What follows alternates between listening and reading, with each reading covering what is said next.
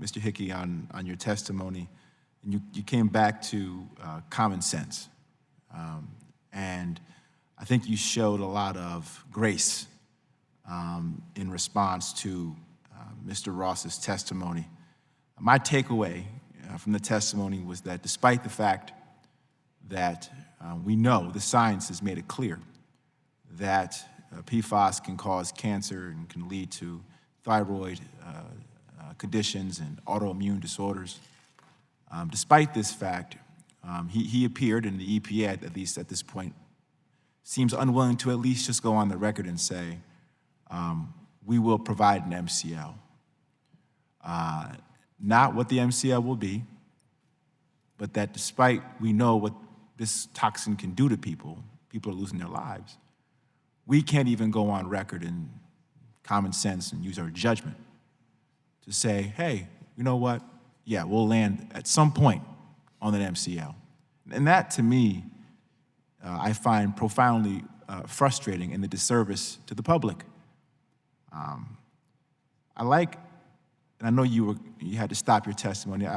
We can talk about the science, and we could talk about the numbers and the parts per trillion and what that all means.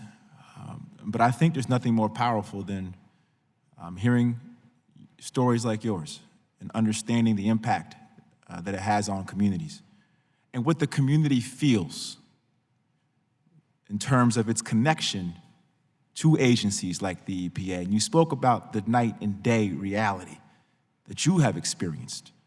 And I'd imagine others in your community have experienced on this critical issue. So I just want to give you back the floor.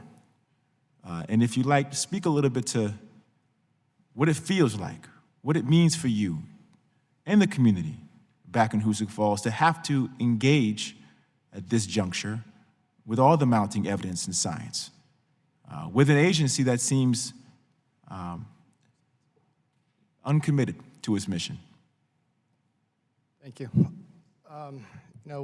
Me and you have had multiple conversations about this in the past, and in MCL, it really, honestly, seems crazy, right? The number keeps trending lower, but it's a carcinogen we're talking about. So how much water do you want to give your children that causes cancer? It's a crazy question, right? So that we even have to even consider giving our children water that causes cancer. So zero really should be the MCL with these chemicals. There shouldn't be any question about it.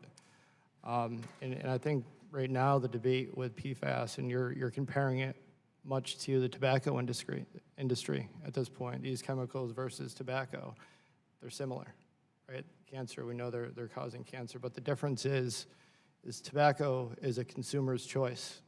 Water is not. And that's the big difference that we have. And over the 5.5 years that I've been working on this now, I spent a tremendous amount of time, obviously, on it. And I've actually felt guilty at times. Why wasn't I involved in this sooner? Why didn't I get involved earlier?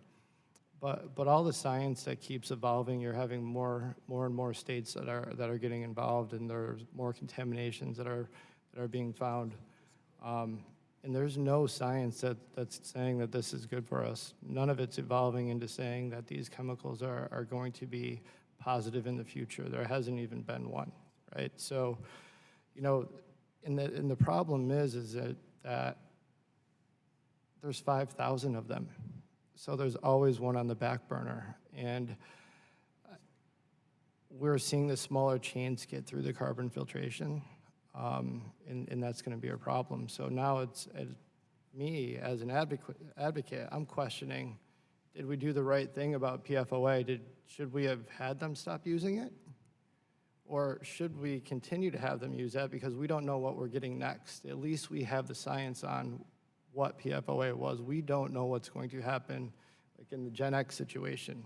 There's science now that's rolling out, but there's a chemical behind Gen X too. So we have these years and years, and we're going to continue to fall behind with the next chemical. So you're making the deal with the devil, I guess, right? Like you have to choose one or the other. because these products these chemicals are in everything that we use. We're never going to be able to completely eliminate them. We need to figure out how to stop them from getting into the air, getting into the ground.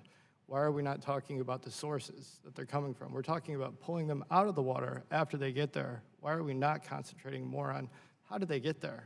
It came out of the stacks in Hoosick Falls.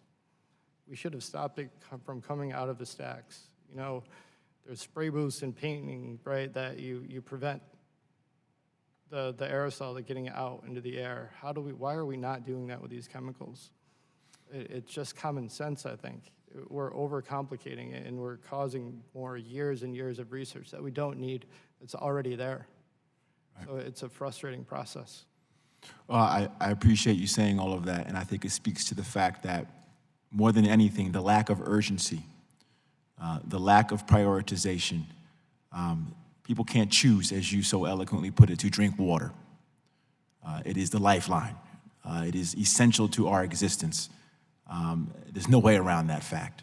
And if there's anything the public should be afforded, is a government that promotes its welfare, that protects its welfare. And we need to draw a line in the sand on some of these matters and not make them partisan. Some things aren't partisan when it comes to life. And so I really appreciate what you said. I appreciate your advocacy, and I encourage you, despite the difficulties that lie ahead, despite the cynicism that can certainly settle in at times, to keep fighting and to know that there are folks here that are in this fight with you.